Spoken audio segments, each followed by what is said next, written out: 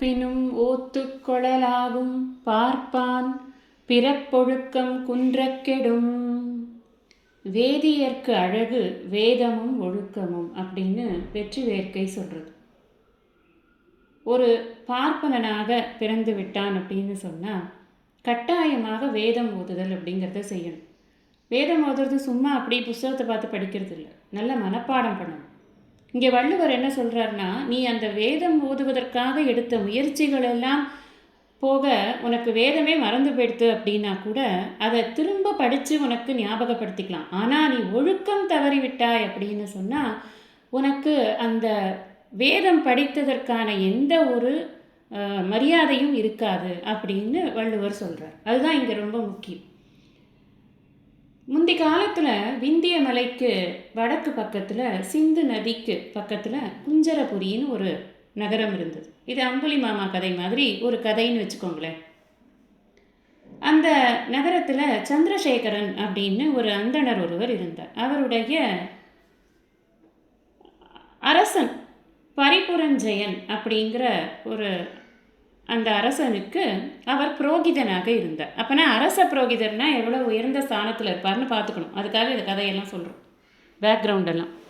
அவருக்கு ஒரு பையன் இருந்தால், அவன் பேர் சுகுமாரன்னு பேர். அரச புரோகிதருடைய பையங்கிறதுனால கண்டிப்பாக அவனுக்கு எல்லா விதமான வேத வித்தைகளையும் அவர் கற்றுக் கொடுத்துருப்பார். எல்லாம் படிச்சிருக்கான், நல்லா அழகாக இருக்கான், யௌவனமாக இருக்கான். ஆனால் அவன் புத்தி சரியான புத்தியாக இல்லை. இவ்வளவு படித்து அப்பாவுக்கு மேலே அவனுக்கு பாண்டித்யமெல்லாம் நிறைய இருந்ததுன்னா கூட அரசரும் அவனை அடுத்த புரோகிதராக ஈஸியாக ஆக்கிடுவார் அப்படின்னா கூட அவனோட புத்தி சரியில்லாததுனால அவன் கண்ட இடங்களுக்கும் போய் கெட்ட கெட்ட பழக்கங்களை எல்லாம் அவன் கை கொண்டான். அதனால் என்னாச்சு அப்படின்னா அவனுடைய ஒழுக்கம் கெட்டு போச்சு. இப்படி ஒழுக்கம் கெட்டு போனவனை எப்படி அரசவையில் வைக்க முடியும்? அதனால் அரசர் அவனுக்கு எந்த சப்போர்ட்டுமே பண்ணலை. ஒழுக்கத்தை சரி பண்ணிக்கணும், நீ திருத்திக்கோன்னு எவ்வளவு சொன்னாலும் அவன் அதை கேட்கவே இல்லை. யாரோ ஒரு பெண்ணை நம்பி அவளுடைய பின்னாடி போயிட்டான். இவன்கிட்ட இருந்த பணமெல்லாம் போனதுக்கப்புறம் அந்த பெண்ணும் அவனை விரட்டி விட்டார். கடைசியில் அவனுக்கு வயோதிகம் வந்தது, அவனுடைய உடம்பும் ரொம்ப க்ஷீணமாச்சு, இறக்கும் தருவாய் விட்டது. யாருமே அவனை சீந்த கூட இல்லை.